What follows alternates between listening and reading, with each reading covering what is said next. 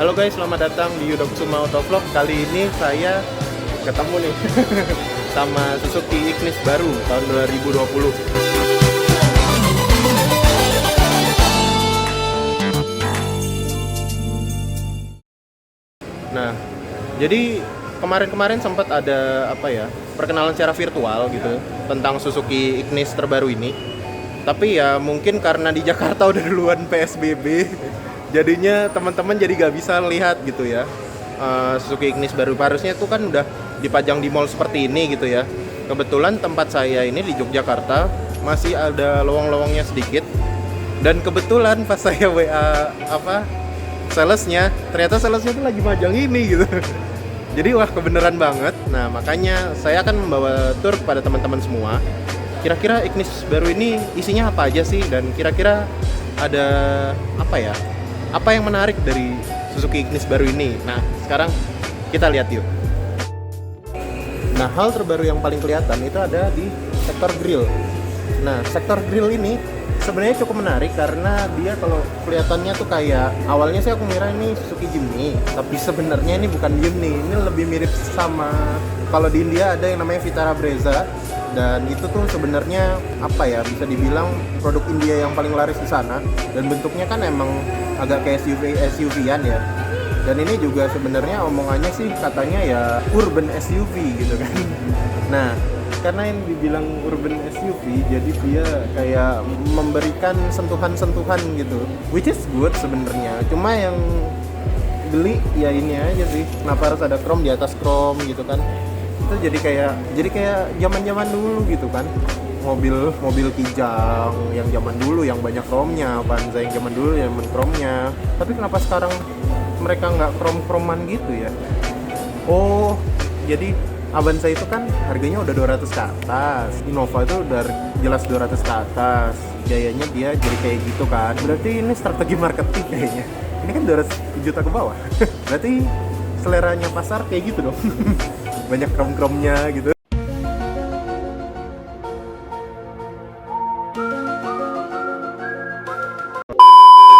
Tapi ya which is ada sih yang nggak chrome itu GL tuh bagus. Saya lebih suka ngelihat tampilannya GL sebenarnya, walaupun secara lampunya tuh masih belum gitu ya. Jadi guys, ini adalah Suzuki Ignis terbaru. Ini tahun 2020 dan dia tampilannya udah berbeda ya. Dan model warnanya pun sebenarnya berbeda, karena ini warnanya kalau di Ignis kemarin namanya warnanya merah, sekarang di sini namanya warnanya oranye apa gitu. Nanti ya saya tulis di sini ya. Ini model baru ini dia dikasih grill depan yang berbeda. Nah, ini grill depannya lebih mencirikan SUV ya. Soalnya kan memang itu bisa diadaptasi dari Suzuki Jimny, Suzuki Vitara Brezza. Sebenarnya lebih mirip ke Vitara Brezza sih. Yang di India itu sempet muncul di Gias, tapi ya mungkin kurang banyak yang notice gitu. Nggak tahu kenapa. Nah, di Ignis ini dia terlihat baik dengan model grill U yang ada 4 kolom ini. Ini dibikin hitam ya. Jadi intake-nya tuh cuman di sini doang. Ini seluruhnya hitam, terus di sini ada logo S. Nah, terus di sini ada chrome-chromannya. Yang sebenarnya chrome-nya itu menurutku agak lebay karena ini udah chrome gitu. Jadi kayaknya ini nggak perlu gitu. Tapi kemarin di Ignis kemarin juga udah ada chrome itu gitu. Sebenarnya ini lebih bagus kalau yang modelnya GL itu kan chrome-nya nggak ada. Berikutnya ada di lampu ini. Kalau lampu ini udah jelas ya, dia di sini LED-nya, terus di sini lampu. Nah, jadi ini LED yang dimana dia lampu jauh dan lampu dekatnya semua LED juga. Terus yang bawah ini lampu halogen. Ini fog lamp halogennya dia lebih kecil ya dibanding yang versi lama. Sorotannya juga sama aja sih sebenarnya, nggak ngaruh-ngaruh banget. Nah, ini salah satu perubahan yang terjadi adalah di bagian sini. Dia dikasih kayak sejenis diffuser gitu ya. Kesannya itu modelnya kayak metal, padahal bukan. Ya, cuman menegaskan aja kalau ini the new urban SUV gitu kan. Tapi yang jelas kalau orang nanya, SUV yang bagus apa sih? Ya, saya nggak akan bilang Ignis sih. Saya bilangnya Jimny lah. Tapi kalau yang namanya Suzuki itu emang mungkin karena dari zamannya Jimny, Vitara, terus dia berani bikin Ignis ini auranya seperti ini gitu ya. Bentukannya dari Ignis sih. Jadi bedanya Ignis sama Brio kan, kalau Brio itu kalau aku sebut kayaknya funky.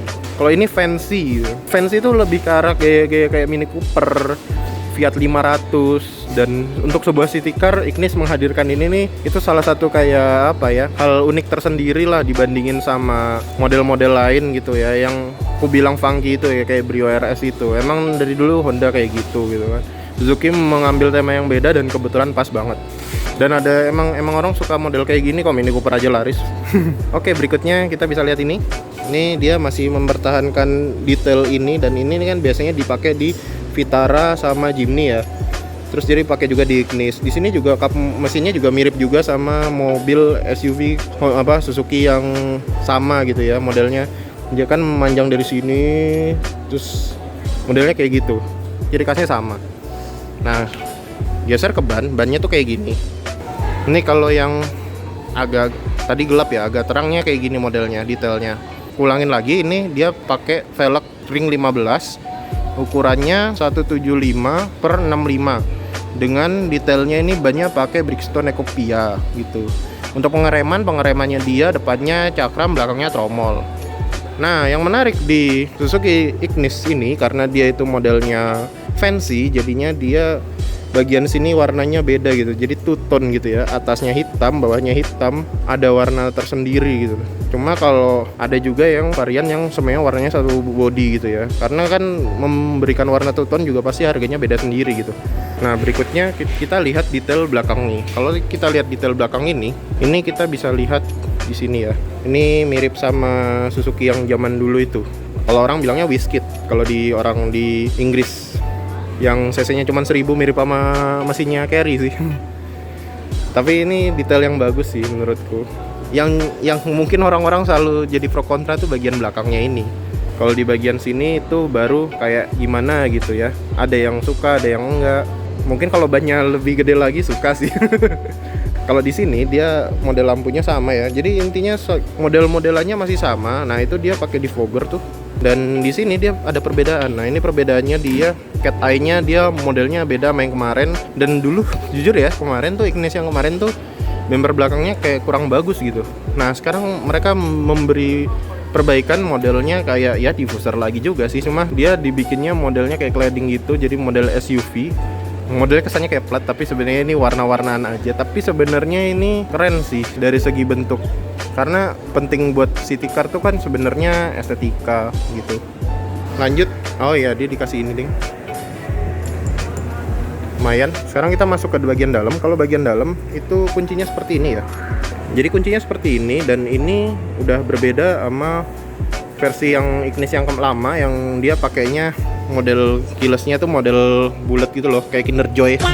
Ini enggak, dia pakai model yang tadi kotak itu. Sekarang kita masuk aja ke dalam. Oh iya, satu hal, kalau misalnya buka ini, itu dia kayak kita tuh buka sekali tuh kita hanya buka untuk pintu yang kita inginkan aja. Tapi kalau misalnya 2 kali tuh semua pintu buka. Itu bisa dioperasikan juga di handle pintunya tadi. Tapi itu juga bisa dioperasikan juga nanti kalau mau cuman sekali aja, ada di speedometer ini gitu. Oke lur, sekarang kita akan bicarakan tentang mesinnya. Nah, ini mesinnya masih menggunakan mesin yang lama. Ini 1200 cc 4 silinder dengan tenaga 82 HP. Lalu torsinya sekitar 110 berapa gitu ya, 110-an lah. Nanti saya kasih speknya di sekitar sini.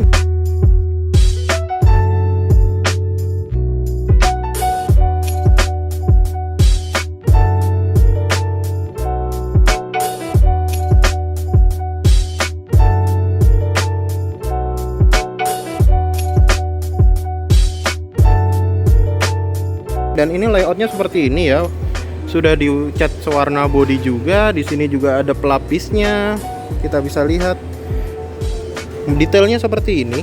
Mengagetkan ya, padahal ini produksi India, tapi dia bener-bener detailnya bagus banget gitu, kelihatan banget ya. Kira-kira seperti ini, dan dia sudah dilengkapi ABS dan EBD ya di GX dan GL. Mantep ya. Untuk pembukaan ininya jangan bingung ya, karena dia tuasnya di sini tuh nempelnya ke sini, bukan ke bagian sini gitu. Jadi dia ada di bagian bawah sini. Salah satu hal yang unik juga sebenarnya dari Suzuki Ignis ini. Nah, ini detail dalamnya dia kayak gini.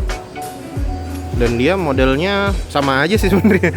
Cuma yang berbeda ya adalah bagian kursinya dia modelnya kayak gini, ada kayak semacam motif baru ya. Tapi kalau di GX beda lagi, jelas tetap motifnya baru gitu. Oke, kita masuk aja. Nah, sekarang kita sudah masuk ke dalam kabinnya si Ignis baru ini. Nah, sebenarnya di dalam kabinnya ini nggak terlalu banyak perbedaan. Nah, ini saya akan memberikan beberapa detail yang tambahan gitu ya. Pertama, cluster informationnya seperti ini, dan dia modelnya unik ya. Soalnya model tengahnya pertama aku kira dia mirip sama speedometernya sports car gitu, tapi ternyata enggak. Itu memang jarumnya bawah itu unik banget, tapi menurutku itu ternyata bukan speedometer sports car, karena aku udah pernah coba cari. Bahkan model yang asing sekalipun kayak model TVR itu modelnya jarumnya tuh nyamping gitu. Jadi sebenarnya ini aku pikir tuh ini nih referensinya dari mana sih gitu. Ternyata pas dilihat fontnya baik-baik, terus dilihat itu pendaran cahayanya seperti itu, ya ternyata sebenarnya ini kayaknya dari jam sih. Jadi ini sebenarnya modelnya dari jam gitu. Ini kalau kita lihat ya bagian sini. Nah, di sini kita bisa lihat di sini ada MID-nya. MID-nya seperti ini. Dia modelnya masih monokrom ya. Jadi tidak seperti MID Grand Max pada umumnya sebenarnya sih, atau apa yang modelnya kayak kalkulator gitu. Tapi yang jelas ini bukan TFT juga, jadi dia kelihatannya mirip kayak Nokia yang seri teratas gitu ya. Tapi tetap aja Nokia gitu. Karena zaman sekarang kan orang-orang pakainya smartphone gitu. Cuma ini kalau di kelasnya dia itu masih rata-rata kayak gini. Jadi ini masih oke aja. Cuma ya karena sekarang semakin masif ya yang pakai TFT MID tuh, jadi rasanya tuh kayak gatel aja sih. Soalnya R3, XL7, Baleno tuh udah pakai TFT gitu modelnya. Nah, tadi ngomongin soal layoutnya nih. Layout speedometernya dia mirip sama yang model sport ya, sport car sebenarnya. Ini membuat keunikan tersendiri. Tapi yang lucu ya, model sports car itu kalau ada yang kecil dan gede, yang gede itu pasti takometernya. Tapi di sini yang gede speedometernya. Tapi wajar ya, city car kok. Kalau city car tuh yang gede takometer tuh buat apa gitu kan? Mesinnya cuma 82 HP, masa ya mau redline gitu. Lalu hal yang menarik lagi, yang mending juga di mobil ini adalah itu center clusternya. Karena center clusternya dia modelnya ngambang begini, dan ini modelnya Dove ya. Padahal di Ignis baru itu dia udah lebih kempling pakai piano black gitu kayaknya. Nah, ini dia kalau bisa kita lihat dia pakai soundnya dari JFC. Coba kita buka. Oh, ini harus di starter lagi. Oh, modelnya kayak gini.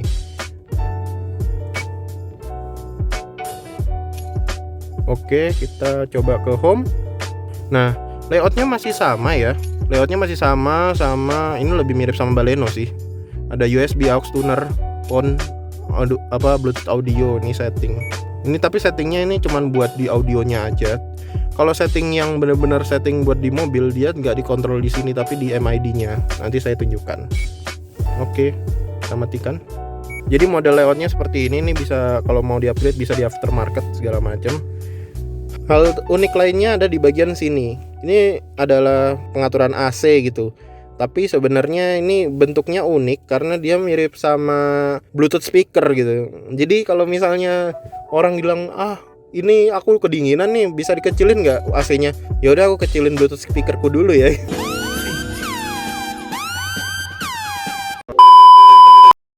Kan rasanya aneh, soalnya bentuknya emang mirip Bluetooth speaker gitu. Cara tombol-tombolan dia tuh juga tetap unik ya, mempertahankan keunikannya tuh dari segi tombol begini. Dia bisa diatur maju atas bawahnya ini. Nah, ini low high-nya di sini, tapi nanti akhirnya tekor. Kita bisa kontrol di sini. Ini AC-nya bisa di off, bisa auto juga AC-nya. Terus di sini juga kita bisa ngatur defrost-nya bagian depan dan belakang. Terus di sini semburan angin juga bisa kita atur di sini. Tombolnya lengkap sih sebenarnya. Lalu di sini ada charger. Nah, di sini tapi chargernya masih model yang harus kita kasih extend ya di sini. Dan ini tombolnya masih dummy, ada 4 biji. Di sini ada USB dan aux, dan ini kita bisa lihat di sini buat USB-nya nanti bisa terkontrol ke bagian head unitnya, dan di sini ada aux-nya juga gitu. Ini ada penyimpanan yang bagus nih buat storage-nya, dia bisa buat nyimpan HP dan lain-lain sebagainya. Ini tempat minum juga bisa. Ini juga transmisinya dia di sini kasih piano black ya di sini, dan ini transmisinya masih sama sih sama yang kemarin. Salah satu hal yang unik juga di Suzuki Ignis ini adalah dia menggunakan transmisi matic-nya AGS. AGS itu berbeda dengan transmisi matic pada umumnya karena dia sebenarnya ini transmisi manual yang diberikan semacam chip komputer gitu. Jadi kita bisa ya dia menjadi kesannya mirip sama Matic gitu, tapi ini sebenarnya tetap manual. Cuman ada kelebihan dan kekurangannya juga. Kelebihannya ya tentu saja budgetnya nggak terlalu gede-gede amat, dan jadi pengadaannya nggak terlalu susah juga buat Suzuki. Kekurangannya jelas, kekurangannya itu mungkin kita harus sedikit ya kita harus terbiasa lah bisa dibilang, karena ini kan transmisinya dia tuh kayak ada lag-nya tiap pindah gigi, dan itu kita harus terbiasa sama itu gitu. Model remnya masih rem manual. Ini ada tempat buat naruh HP juga atau segala macem ini. Nah, masuk ke bagian sabuknya itu nggak bisa naik turunin gitu. Nah, ini tadi ya model joknya seperti ini, dia motifnya sudah berbeda. Headrestnya juga masih seperti ini yang masih tinggi banget gitu. Nah, ini untuk pengaturan lampu on sama off-nya. Sun visor ada kacanya. Nah, kalau di bagian penumpang dia nggak ada kacanya, dia cuman kayak pakai buat naro-naro barang, tiket dan segala macem gitu ya. Nah, kalau lihat di MID-nya seperti ini ya. Dia ada jam, ada pengaturan suhu, terus di sini kecepatan rata-ratanya, dan ini ada kayak trip A, trip B-nya samping, terus di sini buat perpindahan giginya, karena ini kan Matic juga, dan ini bensinnya udah mau habis. Nah, untuk pengaturannya ada di sebelah samping ini. Nah, samping ini pengaturannya cukup mudah ya, karena kalau menurut saya sih semua usia bisa menggunakan ini. Ini trip kita bisa ganti-ganti di bagian sini. Terus ini info, kalau kita tekan lama nanti dia muncul. Nah, seperti itu. Lalu tinggal kita arahkan mau kemana. Ini fuel economy bisa kita ganti. Nah, atau back. Terus bahasanya juga bisa kita ganti, tapi bahasanya kayaknya terbatas. Terus ini fuel reset, temperatur, clock setting, door lock. Nah, ini door lock juga kita bisa setting nih. Yang tadi kita bilang itu kalau misalnya pencet sekali apa bukanya cuma satu pintu atau semua pintu gitu ya. Jadi sebenarnya ini lengkap banget. Kalau terjemahin satu-satu tuh seperti ini. Ini ada distance unit, ini fuel economy buat BBM, ini buat bahasa, ini buat reset bensinnya, terus di sini ada temperaturnya, ini ada setting jamnya tadi. Ini yang tadi kuncinya alarm tadi, ini lampunya apakah mau nyala apa enggak. Terus ini anti theft tuh buat alarm, apa mau nyalain apa enggak, ini default gitu. Kalau untuk yang di samping-samping itu seperti ini ya.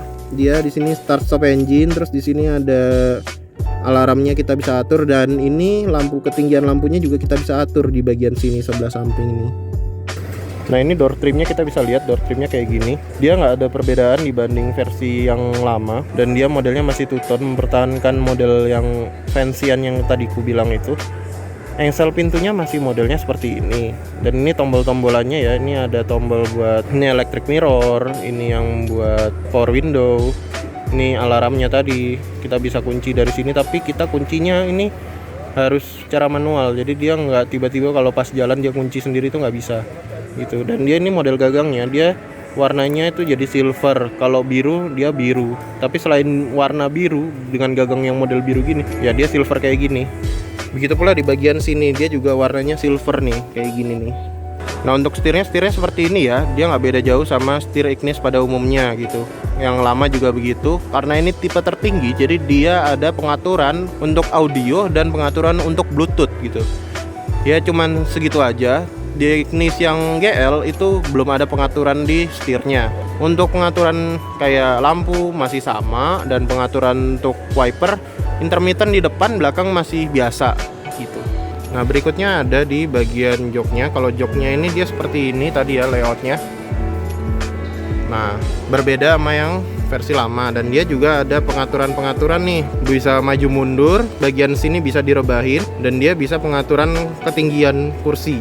Ini bagian sininya. Jadi kalau diungkit naik gitu ya. Nah, sekarang saya duduk di kursi bagian belakang. Ya, masuk ke bangku baris belakang, modelnya dia seperti ini. Saya tingginya sendiri 177. Ya mirip sama yang reviewer auto driver itu, dan saya ngerasa duduk di sini lega-lega aja ya. Jadi bagian bawah ini dapat kerasa gitu kan, dan kakinya bisa nyelip. Wah, mantap banget ini. Untuk sebuah city car, ruang kepalanya, ruang kakinya itu sangat-sangat lega gitu ya. Untuk sebuah city car loh. Karena dia modelnya beda sih sama city car yang kompetitor yang lainnya, karena yang lainnya modelnya landai gitu ya. Kalau dia itu lebih ke arah fancy, jadi dia masih legal untuk memberikan atap tinggi, dan ini kan modelnya SUV gitu ya. Jadinya saya dapat sih ukuran yang lumayan nih, di kepala nih cukup besar. Headroomnya lumayan besar gitu ya. Dan bagian depan ini cuman agak annoying nih, gara-gara headrestnya itu gede banget, jadinya kita keblok gitu bagian depannya ya. Kalau pengen lihat depan, nengok-nengok dikit lah gitu ya. Terus yang bagian unik lainnya itu adalah bagian kursi bagian depan sini, yang buat pengemudi ini nggak ada laci penyimpanan.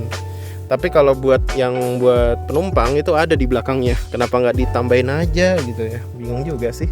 Dan untuk tempat penyimpanan minuman atau segala macam itu kita bisa lihat di bagian sini ada cup holder.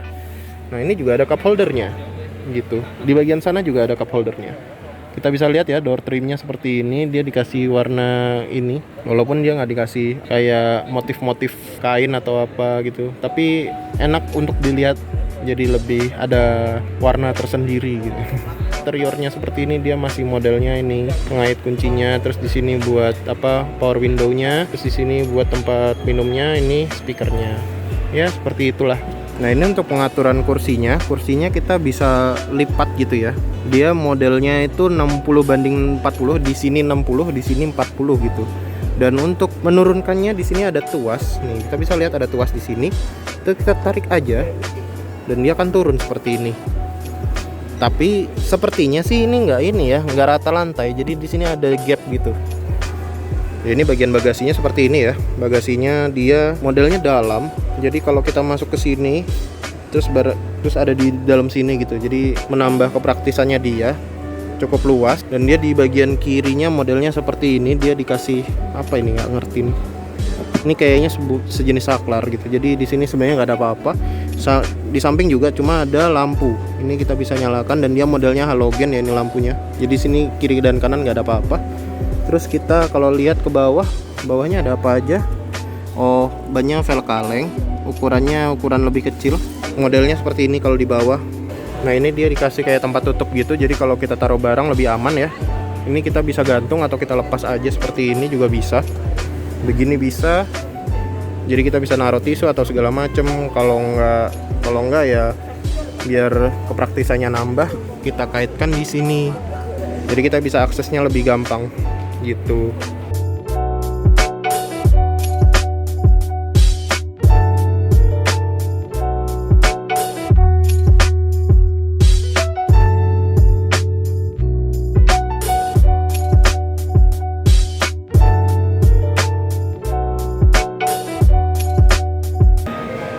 Ya, kira-kira itu review singkat dari Suzuki Ignis. Soal harganya dia itu sekarang menjadi 170 sampai 200. Cuma kalau untuk versi Jogja dia ada penambahan harga 7 juta dibanding versi Jakartanya gitu. Jadi kalau di Jakarta itu 200, kalau di Jogja misalnya yang paling tinggi ya kayak gini itu 200, itu kalau di Jogja bisa 207 gitu. Ya, harganya udah bukan harga yang kayak kemarin gitu sih. Modelnya dulu kan emang harganya terkenal mendekati LCGC. Kalau sekarang sih udah beda cerita, tapi tetap bisa dibilang lebih murah lah dibandingin Sirion. Sekarang kan kompetitornya tetap Sirion sama Brio RS gitu ya.